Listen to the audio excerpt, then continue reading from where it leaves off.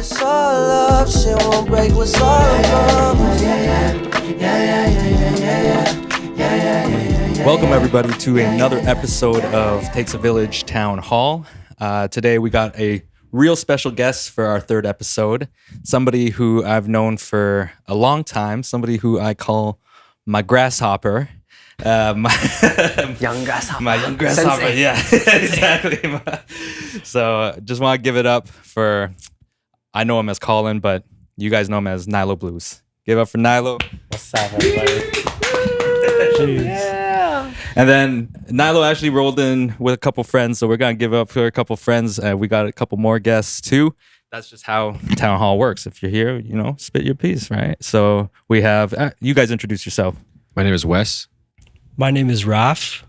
Give it up for Wess and Raf. So Let's go. We're gonna get to know them a bit, all right, as well. Call and roll through with them. They're also creatives. That's what this show's about. We talk to creatives in the city, and then we talk or vent about maybe the struggles of being a creative in Toronto through the Asian lens. All right, but yeah, we'll get started, I guess, with Colin first, just because, man, me and this guy go way back. Way back. Oh my goodness, from Crazy. West End Saga days. Absolutely. Yeah, you're still out. Yep, right by Credit View Plaza. Yeah. Dale Station. So we met. Why don't you tell?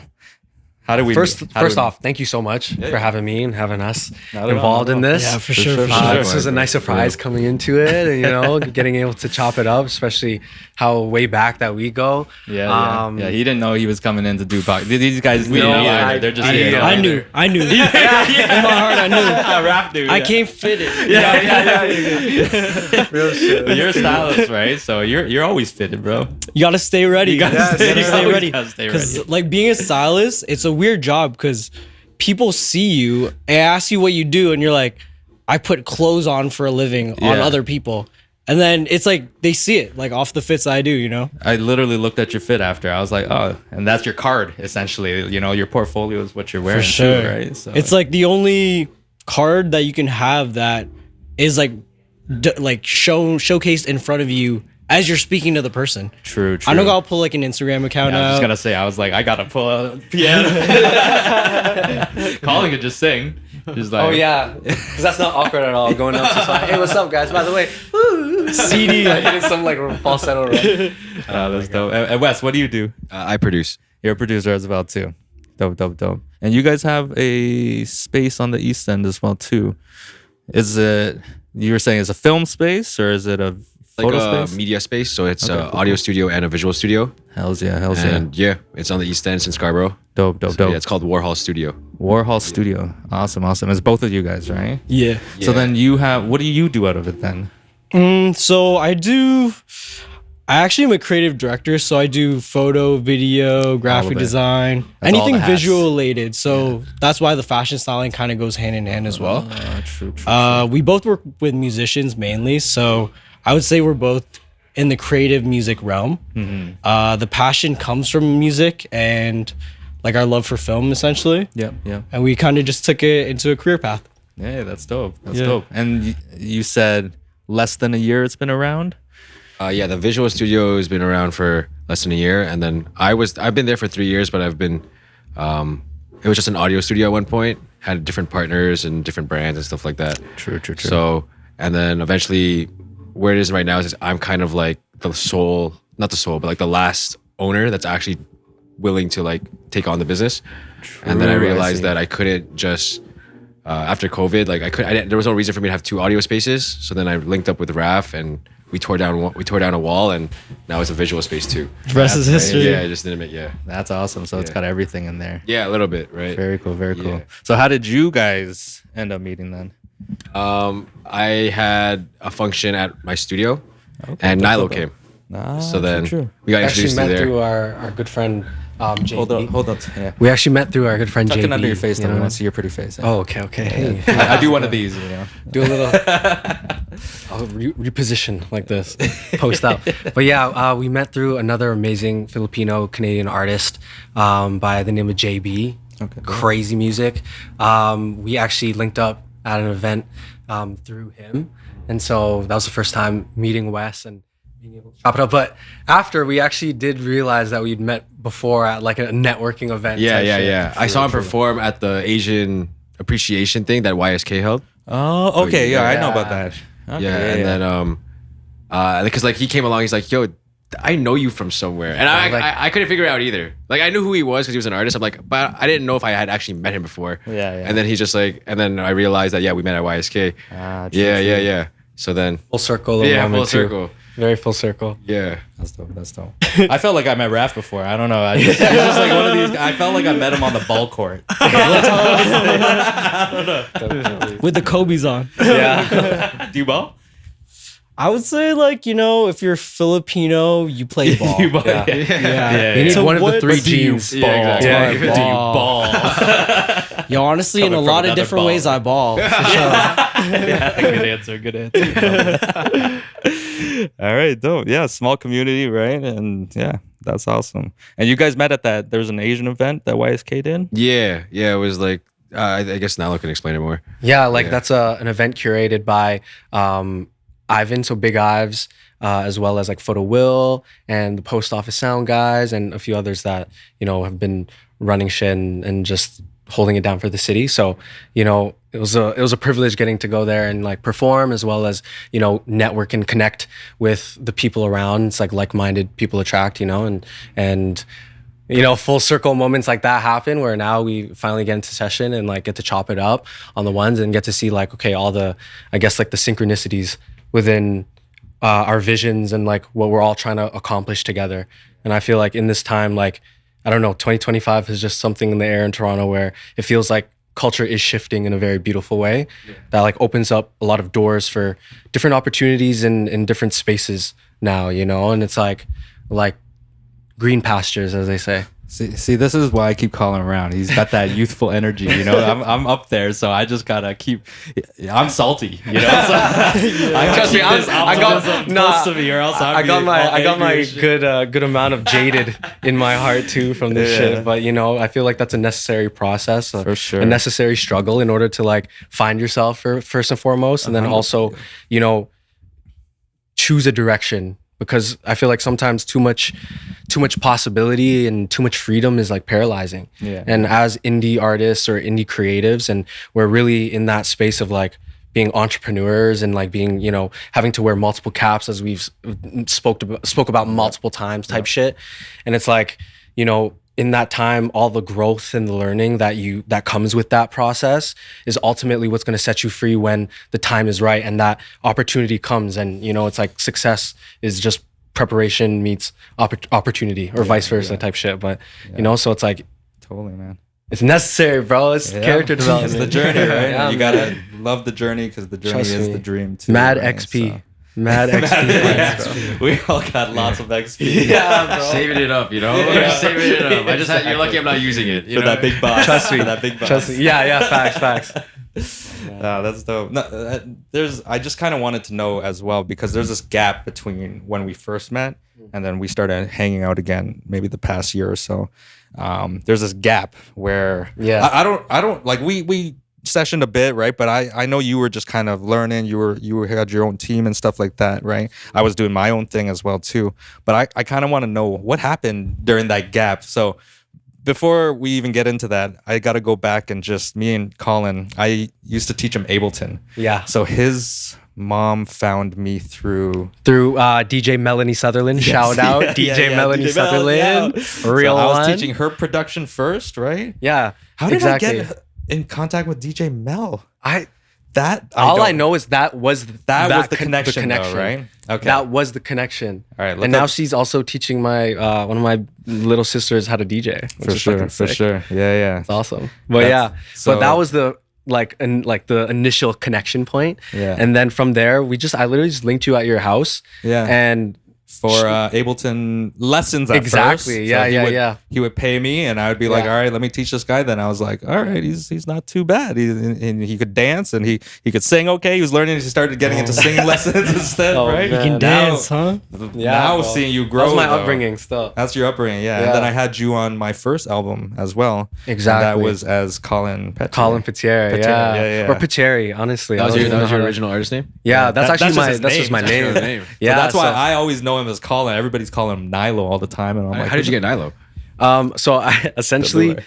I like flipped Colin, but then I was like Niloke, and I was like, I can't do Niloke for obvious reasons. So I was like, I wanted to find something that was just easy to remember, really, and like kind of have that just something short and sweet.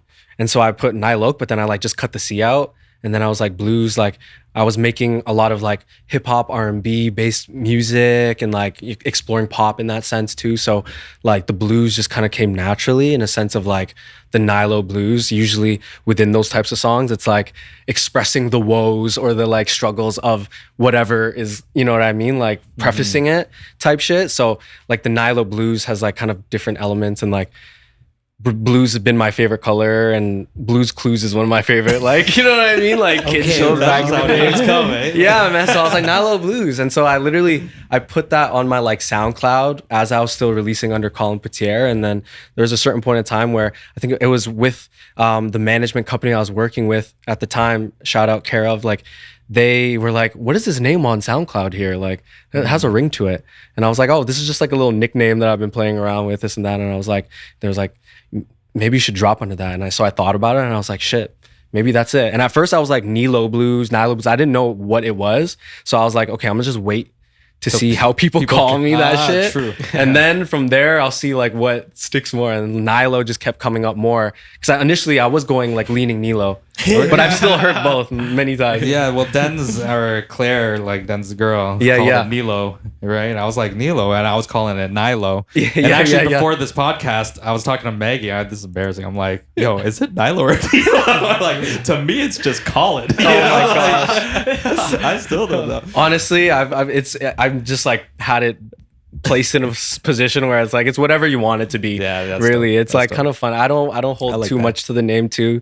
It's just practicing detachment. You know what I mean? It's like it's also nice getting to have different sides of not even sides of yourself, but in a way like, you know, trying to find a mold in which you can kind of fit into this crazy world that we live in, you know? Yeah. Because it's like it's a lot of identity searching and a lot of just different struggles that I feel like we all connect and like resonate with in some degree. And so, yeah, Nilo Blues was kind of just like the idea of like, you know what, it could also just mean the blues of Nilo and like what that means and how that evolves through there. Because I really didn't know what I wanted to make. And I was often told like, I guess to go in contrasting directions in terms of like what kind of music or sound I should go for. Right. So now I feel like through that time, I've been like definitely more confident and certain within my own, you know, trust in like the wings, you know what I mean? And like just like figuring out an approach. And I'm like, doesn't matter if it's perfect, but it's just like try it. Like might as well shoot the shot, you know? Yeah, for sure. I remember growing up, my favorite elementary school teacher, shout out Mr. A, he had one of those like classic, like you miss 100% of the shots you don't take type posters. That's the best one though. Yo, that is actually the best one in the classroom, bro. And like that shit stuck. I'm like, bro, I'm gonna shoot this shot then. I'm like, fuck it. What, like, you know, what's the worst that could happen? You know what I mean? And I know that we're all in the same positions, like being independent and like, you know, it's like, that's why it's such an inspiration to see how you've been building the village and like offering a space for community and like trying to build a platform with legs because it's rooted in that purpose, you know what I mean? Of like connection. And I feel like now we are so much in a space, not just for music, but for art where, you know, everything does have this like digital element to it. And it's like, you know, I think that the organic is coming back into, you know, demand in a way. I don't even like using that word because like businessy type shit, but it's like people almost are looking for that. Exactly. Again, it's almost that like they're craving something that feels real and natural. Yeah. Again. Sure. And this is like the realest it can get. You know what I mean? It's like we come in here and we meet people that we would have maybe have never met in any other circumstance or space, and then see how like natural that connection is. You know what I mean? No, And it's 100%. Yeah. it really is inspiring. It's like even with Wess and Raf here right now, it's, you know, you bring them to Exactly. Village, they're meeting, they're all of a sudden on the Facts. podcast. Yeah. And just to put it in context, like for the listeners, the viewers, like downstairs, there's like a full out session happening right They're now. jamming. Yeah, there's like They're 10, 12 jamming. people down there, all musicians, writers, singers, right? And they're laying down tracks and everything. There's like a full out session happening. So yeah, that's what Nilo was talking about, Nilo. Trying to find what's the middle ground. Yeah. So where'd you develop all this wisdom? Because that's what I'm talking about. That Falling on my chunk. face, bro. Yeah. So tell me Mad about times. that. Like, so we were working a bit, and then I know I went off and did whatever. You were doing your own thing. Like, you had a team and whatnot. Kind of, I don't know if you can do it in a shorter way, but like, what was that? What were you doing, and what did you learn from that? What were some things that happened? You know? Honestly, it was definitely just a lot of making mistakes and failing and fucking up, and then learning and growing from it. Yeah. Like what specifically? Yeah, so first and foremost, I was coming out of a space where I was working from the age of like 11, 12 in like the film and TV industry.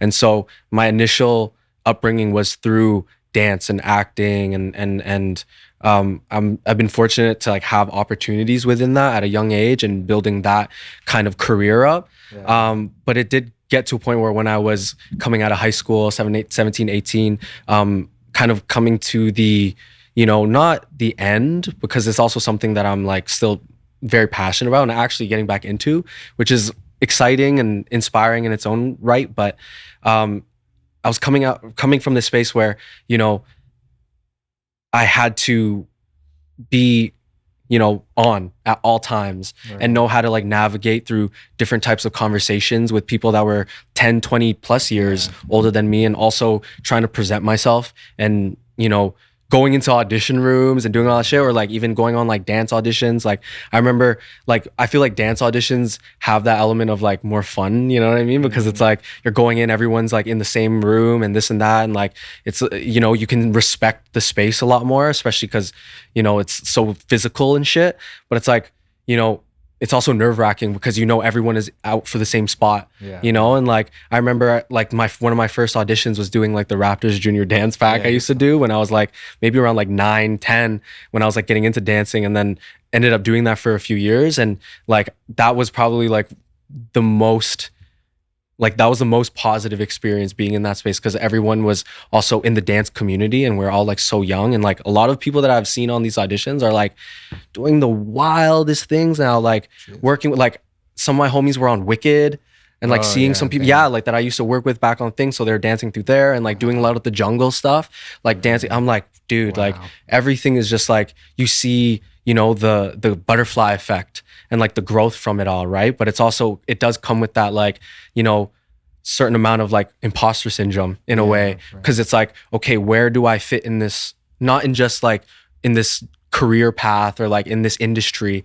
but like in this world or in this life type shit. And like at that young age, like you don't really understand the difference between it. Even like through high school and your teen years, you still don't really understand it. Fuck, I don't even really know if I still get it now, you know? So it's like that lifelong journey, you know? So getting out of high school and going to, you know, kind of finding that freedom where I was talking about, where it's like too much freedom can be paralyzing. I just started rebelling in a lot of different ways and like trying to break free from all the constructs and like the conditioning that was built instilled in me at a young age type shit. Why you got into music? Exactly. And I can like, control that. And like it was also the idea of like, again, in the time I was working, being Asian and like the Asian representation within media wasn't the same.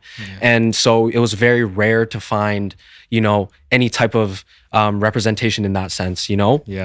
Until, you know, things evolve, and like now we're in such a beautiful space with it. So shout out Simu Liu. Yeah, facts. It's like, it's a due time, you know what I mean? Very due time. But in that sense, it was like, yeah, like seeing, you know, going into audition rooms, and it was like a lot of just like, you know, non-Asian kids, and you're like, okay, like what are my chances here? Especially when you've been told and like raised, be like, yo, we're not like in a sense like desired in certain ways, or it's like it's very typecast. Like if you're playing, it's like either you're a kung fu fighter or like you're a nerd, or something in that sense, and like luckily we've been able to grow from that. But yeah, so after that I was just like, okay, where am I? Who am I? I've taken a break from acting. I've made that decision, had a meeting with my agent, and was like, this is what I want to do. And luckily she was super freaking cool about it. And I was like, okay, perfect. Yeah. So it was always a possibility of getting back into it. But then it really was just like, where do I go from here? And like I was already kind of cooking up. And now I was like also in a space where I was living out of the house, and I was like, within that space, and just like really experimenting and trying to explore identity, because I didn't know who I was, because it was always like follow the script, or like follow the choreo, like follow the rhythm, you know what I mean? Like it doesn't really matter what I feel as long as I'm doing what I'm told. All right, cool. Like it's just autopilot. So I had all those years of like autopiloting in my like formative years, to a point where I was like, how do I do anything? What do I do? You know what I mean? Yeah. And so I just, went through, I feel like the very necessary 18, 19, 20 phase of just like going out and experiencing the world, experiencing the city in certain ways, traveling, trying to figure out all this different shit, you know what I mean? Mm-hmm. And then also trying to cook up and figure out what I wanted to talk about. And so a lot of that came with, I feel like even when I started dropping as like Nilo Blues, there's still answers within me that I didn't have.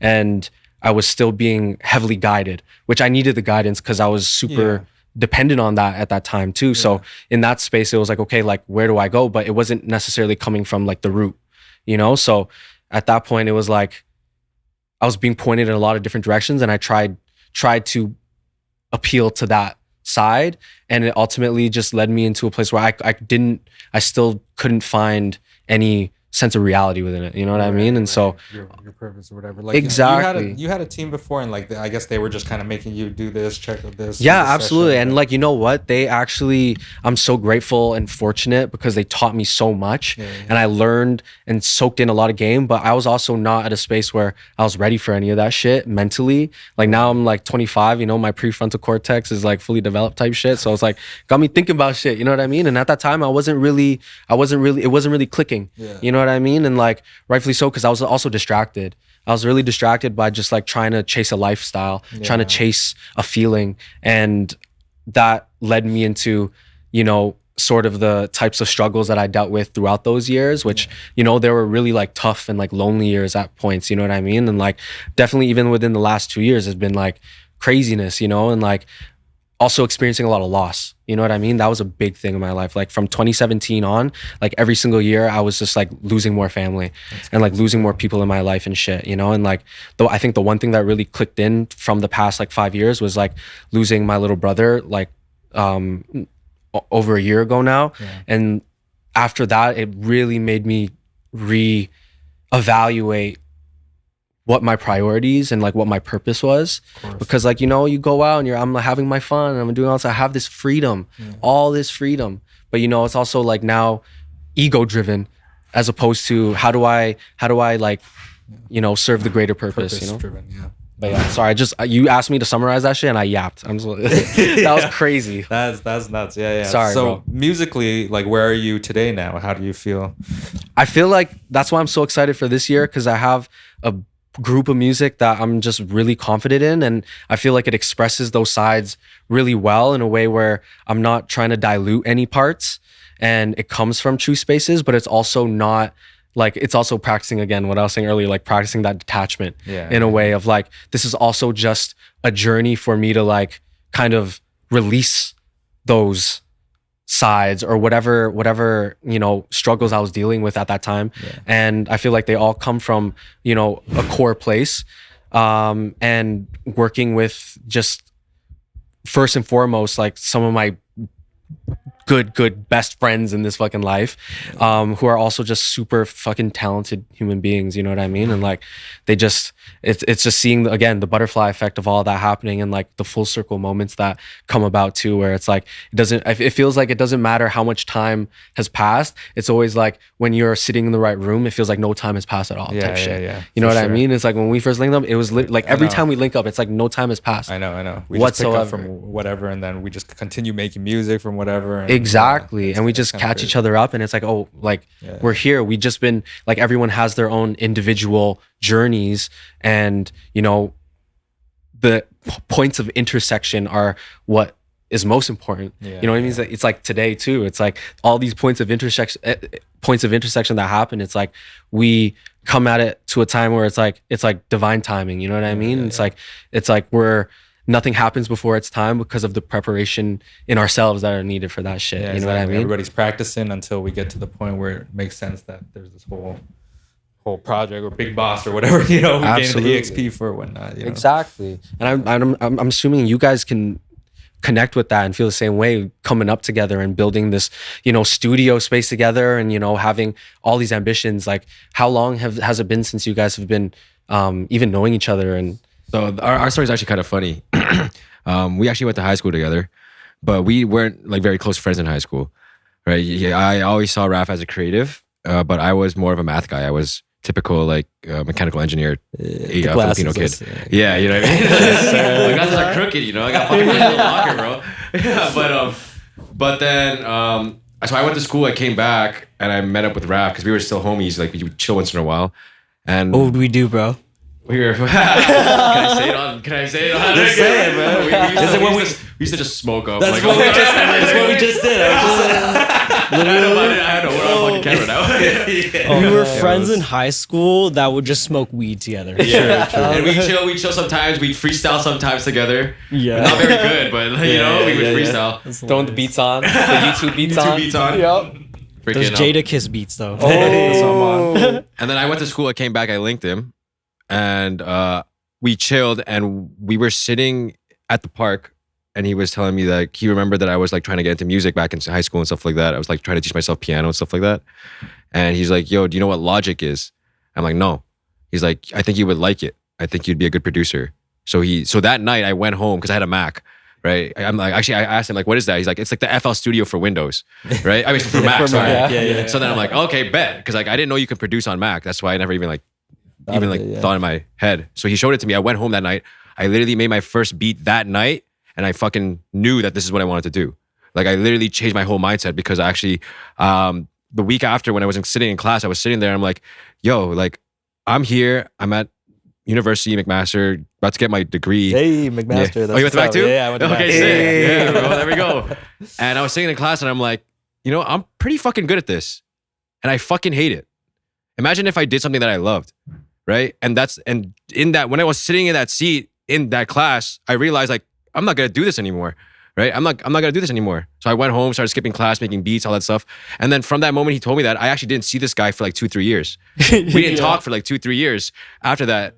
So, but I was just grinding. He was doing his thing. I fully decided that like once I graduated, I wasn't gonna use my degree. Like I was just gonna fucking go. Mine's still at Mac, bro. Right? Yeah. They didn't pick it up. Yeah, they wanted to charge me because I was gonna pick it up late. I'm like, I gave you guys enough fucking money, bro. You know? Yeah, right. You can keep it. Yeah, exactly. You can keep it. And then around this, maybe like 2 years ago now, 2.5 years ago, I had like partnered up with the studio that I'm in now. I was working for them at first, and then I built my way up to like now ended up being like a part owner. Yeah. And I call this guy. I'm like, yo, look, I own a studio. I need help like filming shit, right? Because like he was the only videographer I knew. And it's funny enough that like at that same time we were actually like we had both broken up with our girls. So when we linked up, it was just like he filmed that shit. He's like, yo, what are you doing now? It's like fill that void real quick. We're like, yo, That'll be the best bonding moments. That's what I'm saying, right? In the trenches, for real. Yeah, for real. The trench in the mud. And anyways, he didn't know at the time what was going on with my music career. Like not very much. I didn't know what's. So I told him like, yo, bro, like I own a studio now, like because of you. You know what I mean? Because of you, right? So and I'm just sitting here. I'm like, oh shit, bro. I respect that like a lot. To be honest with you, That's a great. Yeah. And then so we started linking up, and then like I said, like after COVID, I realized I didn't need 2 audio spaces; just wasn't viable. So then we had this idea with coming up with like a photo studio, and we knocked down the wall, built that shit, and now we have Warhaul, right? And from there, ever since I linked up with this guy, like honestly, it's like full circle. Like our careers have been like exponentially growing. You know, what the people were doing, like double the effort type shit, aiming for the same vision and stuff like that. You know what I mean? So, and then, yeah, that's why I feel like, you know, we attracted you guys and shit like that, because it's just the energy that we're putting out there and what we want to do. It's, Like minds attract, bro. yeah, it's funny how like you did this Take a Village thing, because we are actually like, our main primary mission for our company is to show the world what Toronto's all about. You know what I mean? Sure, Like yeah. it's like really putting on the city and showing that Sure. like this is where it's actually at. Yeah. Right? Representation. And the only thing that's holding us back is actually just the people's mindset, right? It's not, it has nothing to do with our talent. It has nothing to do with our work effort or whatever. It's just the people here aren't thinking about Toronto properly, Yeah. right? It's the conditioning. It's the conditioning, right? There's no patriotism, to be honest, right? It's like, I'm in it for myself, or I'm going to, or whatever, or whatever. But like I said, it's like, you got to come to realize that LA, Atlanta, anything great, like even ancient Rome, whatever, all of that wasn't built by a single person, right? It was a combination of people who saw the same vision and who really believed in each other, right? And that's what I think that we lack here, right? I was talking to Nilo about how I get it. There's a lot of diversity in the city and stuff like that, and I'm guessing a lot of us are first gens, right? Being that like our parents are from a different country, right? I grew and I think that that's great, right? I think that that's great that we have so much like ethnicities around us. But the issue is that like I said, like being first gens, obviously our parents speak a different language compared to like, you know, I have friends who are black, I have friends who are, you know, European, whatever. Their parents speak their language. So my parents don't necessarily mesh with their culture, right? Because of where they grew up and where they lived and this culture, the cultural barrier or the language barrier and stuff like that. But us being first gens, no matter what our background is, no matter what our ethnicity is, we all share a common experience, right? Here in Toronto, we all speak English. We all grew up around the same music, the same culture. So I was telling Al, like, it's our responsibility to shape the culture in the city, And push in the forward. country, whatever, right? It's actually the first gen's responsibility. A lot of people look to the government and be like, oh, the government's whatever. I'm not political, but I'm just saying, No. the government doesn't make culture, right? Yeah, We it's like the the people people. do, right? And as soon as the people realize that, then we can tap into all the other cultures that are available to us. Yeah. Right. All the different ways of thinking, all the different ways of creativity, all the different genres that are expressed. Right. For sure. And like it's evident in all the Canadian music, like Drake, Tory Lanez, they do like Drake's doing house, dancehall, R&B, trap, rap. Yeah. Right. He's not being fake. That's all relevant here. Yeah. Right. That's all I grew up on. Right. So You walk through the streets and this is the music that you hear, you know what Right. I mean? It's surrounded, and different areas have different sounds and styles, and it's like, but we all have that, you know, under that one umbrella type feeling to it. Right. And I think that if we can harness that and we realize that like we're actually like like Toronto is actually the city that we should be repping, not like anything else or idolizing, that we actually will revolutionize the world. Yeah. Right. With all like, we're literally the pinnacle of like what the world should be. You know how they say like in 20 years, everyone's going to be like brown and whatever. Yeah, we're like already that's starting getting here, fam. Yeah, That's starting in Toronto. Like, you know what I mean? The people. It starts with the people mixing together. Yeah, and, right, like, like, babies like that. you But know then what I it's mean? in our food. It's in our culture. It's in our music. It's Right? all of so that. many too, different types yeah. of fusion food in the city, and like you can go down the street and get shawarma, but then get jerk chicken, and then go to fucking Spadina and get some fried rice. Right? I'll tell you what's crazy today is like it's so dope because when I was y'all's ages, it wasn't like that. Like there was diversity, you know, but there wasn't maybe as much people doing art or creating, right? Because for us, I'm not first gen, but for a lot of my friends, they are first gen as well. My dad was born in Windsor, Ontario, so I'm hella white. Yeah, I'm a white boy on the inside, like they. Ah, shit! I lost my thought. My bad host. But growing up, I didn't have like all those peers and friends who were doing music. Like Chinese people are very practical, you know. Like they looked at music and they're like, "Where's the money?" You know, like I'm going doctor. I'm going whatever, right? Engineer, right? Go I get didn't choose. fachoy. Yeah. It's like, go get fachoy. Yeah, it's Go get fachoy. Happy New Year, everybody.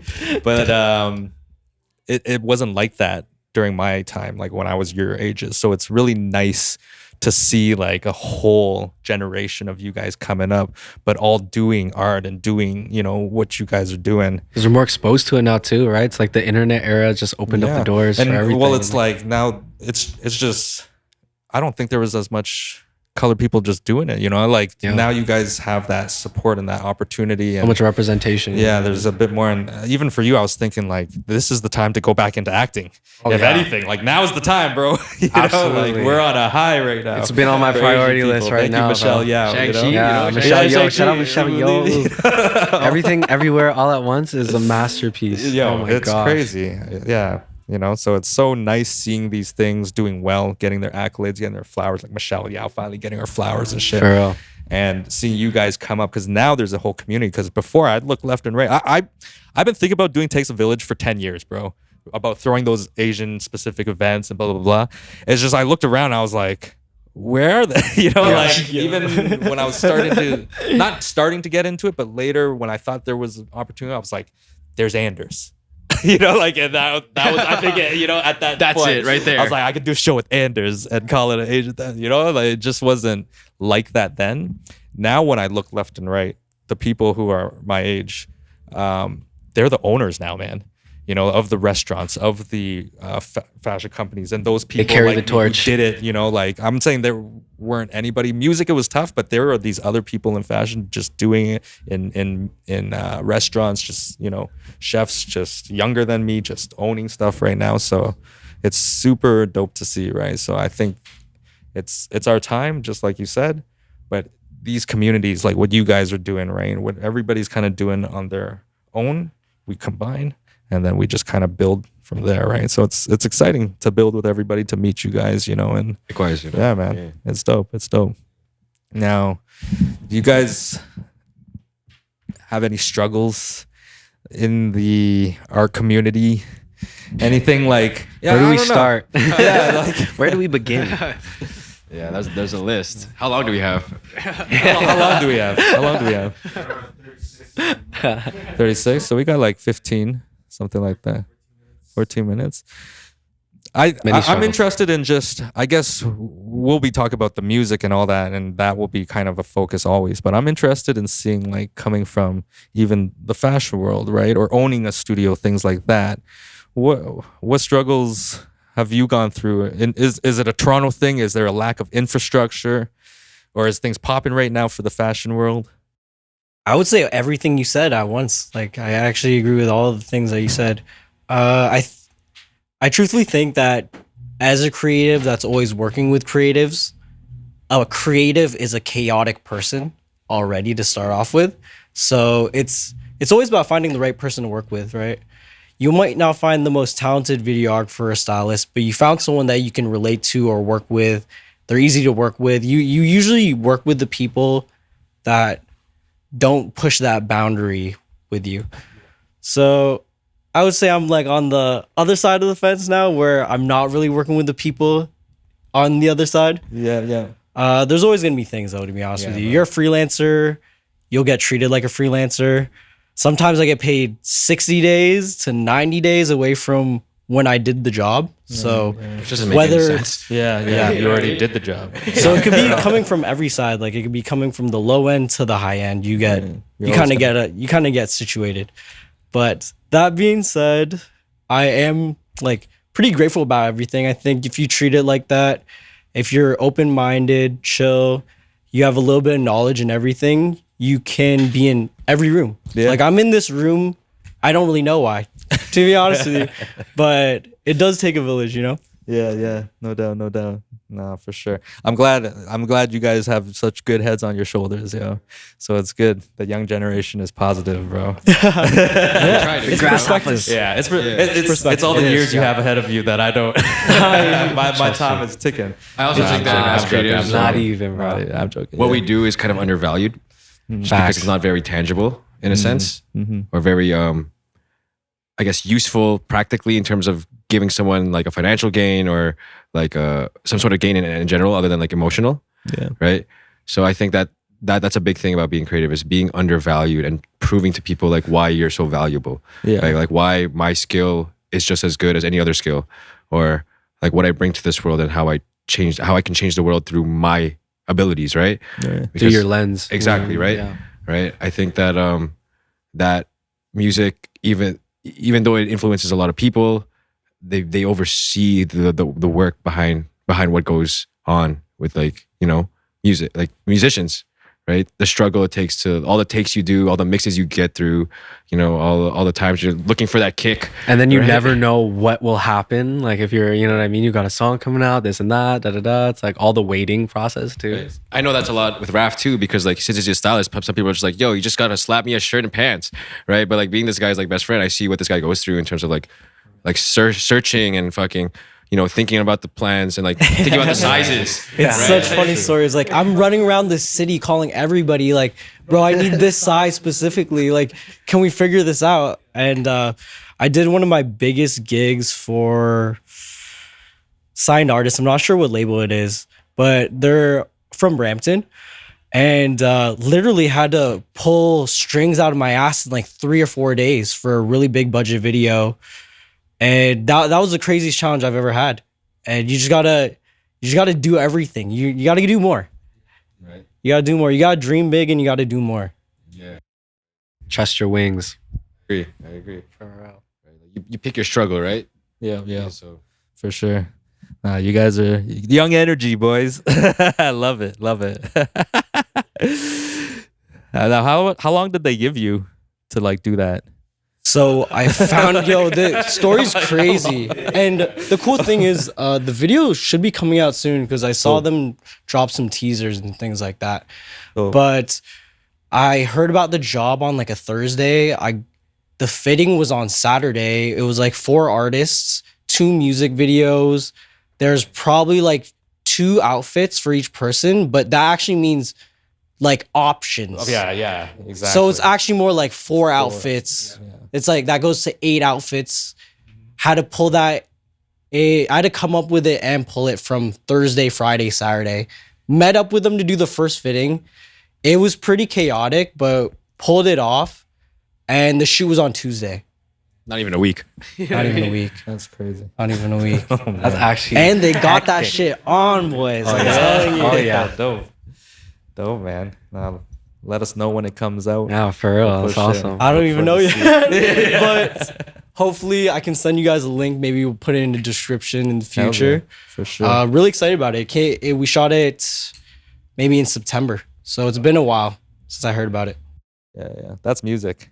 That's That the is waiting. music. That's The the waiting. All the waiting. You're like, what is happening? What's going on? Yeah. And then all of a sudden it's out, and you're like, oh shit, okay, cool, it's here. Or sometimes it just never comes out. Exactly. It gets lost into the Fuck abyss. that shit. Yeah. I mean, that's why you got to plan everything, right? Yeah, Exactly. We're in that digital age, like Nilo said, where all of the moves that you do, you should be calculating everything. You should understand what it is to be an artist and what that actually means as a brand, as an entrepreneur. Because it's more than just music. It's more than just art. It's actually, we're low key auctioning our own art to the audience, and it's a free world. So you got to utilize it. You got to maximize it. He always tells me to like post on TikTok and shit like that. I haven't yet, but truthfully, if you posted like a TikTok of whatever niche you like or are into every day for a year, you're going to get some bangers. And you never know, like a banger could change your life. Yep. So Everything has the potential to find a Content home. creation. For real. That's this right here. The purpose. Yeah. he's going to clip that one. More content, bro. Never enough. You don't have to tell me, bro. Like, let's go. And the thing with music too, it's so funny. It's like we can't just be like, please listen to my music every day. You know what I mean? Or put on these videos to be like, and link in my bio. Yeah, dancing and shit. It's too much, right? So I think we just got to be creative, especially in music, about how to market ourselves, right? Like that's why the podcast exists. It's a brand. They get to see our faces. It's not just us behind an instrument pushing our songs once a month, going, hey, it dropped on this playlist. All right, listen to it. We can actually speak here and talk about these things and put a face to it and shit, and push our shit too and market and whatnot. Absolutely. Right? Exactly. So, yeah, man. No, that's good. It's nice to hear that, from both you guys. Talk your shit, man. That's good. Yeah, I'm happy you said that because because he's a producer, I'm a visual artist. But at the end of the day, we actually are artist. We help with artist development. Yes. That's what we do. That's exactly right. And I'll do like consulting with artists. I'll just look at their page, and the truth is, like you said, we don't want to see ads. We don't want to see your new album. We don't want to see a new trailer. We don't want to see this. What we want to see is what your lifestyle is. Do we relate to you as a person on top of being an artist? Yes, exactly. Because if I like your music, I can follow you on Spotify, you know what I mean? And then I can hear about you when I hear about you. Yeah. But if I actually follow, say, my perfect example is like ASAP, because I love his music, his fashion, his visuals. It's like, that's worth following. Yeah, yeah. And you got to model it in a way where you're giving people a little bit about everything that you're into. It's an ecosystem, man. Exactly. It's an ecosystem, yeah, bro. No, for sure. Man, I had something to say, something good. I cut that shit off. Yeah, no, it was, I guess for me, I just started listening to Dumbfounded, right? And I don't know if you guys know, he's like a Korean rapper. Yeah, rapper, yeah. blah, blah. I never really listened to his music before, right? I just knew he was, prevalent in the Asian community, and he did kind of that stuff. What got me into liking him was his podcast, right? Just like listening to him, the people he talked to, the way he talked. He's similar age as me too, right? So it's that's kind of that person who does it for me, right? And okay. Are we wrapping? How much time? We got like Okay. We gotta do wrap up here. Thanks guys for coming along. We're gonna do top 5 Asian foods, all right, in general. I'm the worst at whatever. this kind of shit. We'll save you for last. Hope you thought about it. You didn't about think it. about it, bro? Okay. I thought about at least 2. Two? Wait, who wants to go first? You want to go first, Wes? Fuck it. Yeah, let's do it. All right, let's do it. let's Okay. go.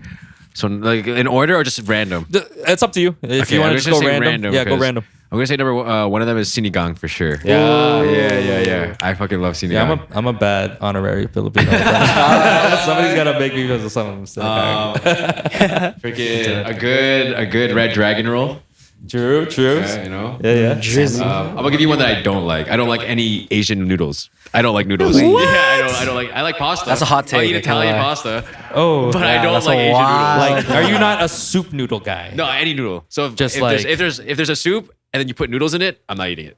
But if it's just the soup, I'll eat it. Not even like a chow mein. Damn, that's Bro, weird. I don't like even know chow what mein. that is, I don't brother. like palabok. I don't like pho. But you like pasta? That's racist, I like pasta. bro.